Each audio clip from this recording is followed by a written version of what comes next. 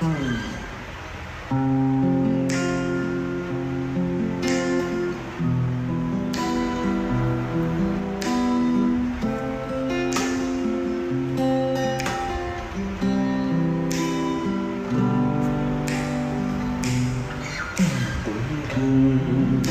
ំធ្វើបែបនេះឡើយ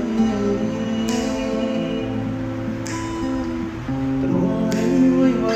យើងចង់គ្នារងងអើរងសុខចិត្តសិនណាត្រាំត្រៃកុំឡើយបន្តកុំហាន់ដល់គ្នាស្នេហ៍យើងមិនដែលមានក្តីសុខក្រុមពេលជួបមកមិនដែលជានេះបន្តធ្វើអ្វីបើស្នេហ៍នឹងជាកំពីបែកគ្នាកុំទ្រាំនងរៀងរៃមិនដងមកឈឺណាថ្លៃ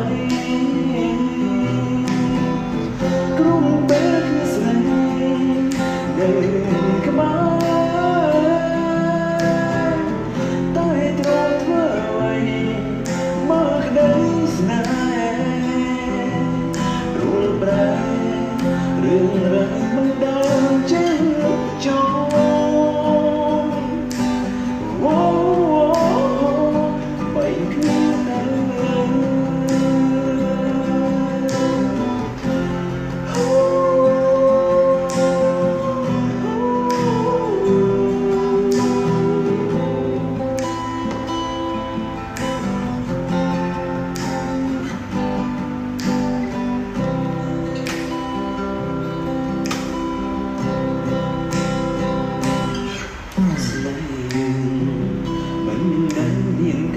សុខ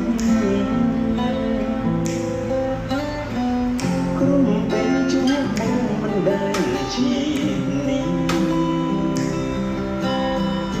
បន្តធ្វើអ្វីបើស្នេហ៍យើងជាកំពីបែកគ្នាកុំទ្រាំលងរៀងរៃមិនដងមកឈឺណាថ្លៃ